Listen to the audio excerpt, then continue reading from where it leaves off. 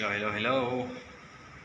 Ayan, mabilis ang update lang tayo sa ating ginagawa dito sa Penthouse 903.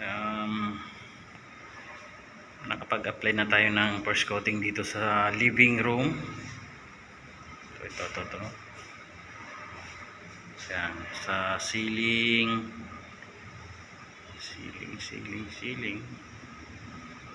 Ayan.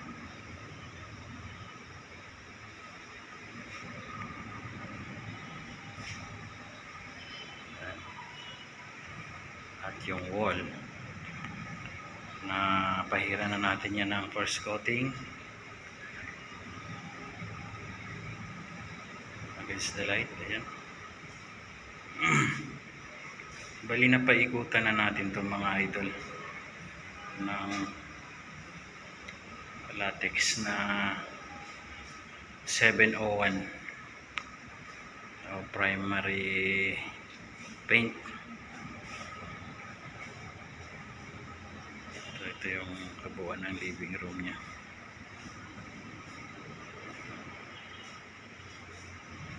So ang naiwan na lang dito itong kitchen area, ceiling lang naman, saka kapirasong wall kasi dito mga tiles na yan, tiles. Ayan.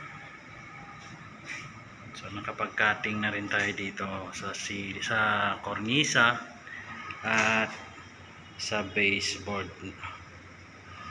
Ayan.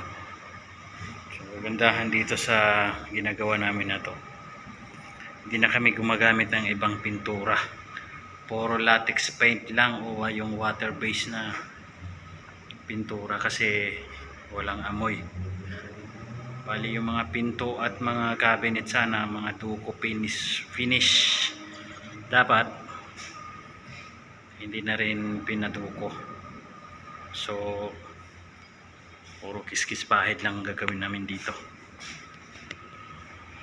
Tipid na sa budget, tipid pa sa pintura kasi mas mahal yung lacquer type na pintura sa water base o yung latex. Dito sa kwarto na to, sa master bedroom, kapag ano na rin ako dito, na-cutting ko na siya, cuttings. Ayan o. So next day titirahin na namin to ng first coating ulit, ceiling and wall. Ayan siya.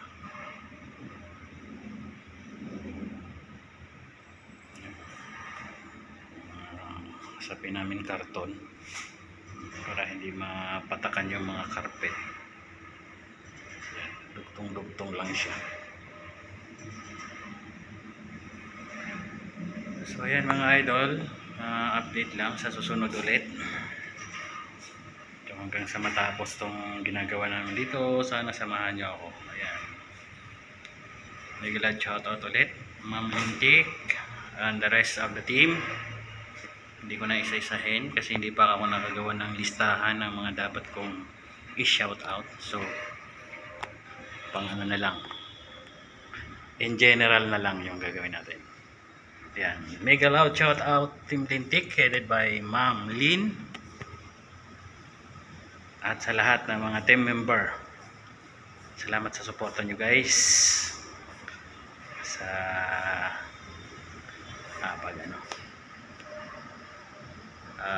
ayuda. Thank you so much. Love mga. God bless and mag-ingat po tayong lahat palagi dahil panahon na ngayon ng tagbagyo at tag-ulan. Bye bye.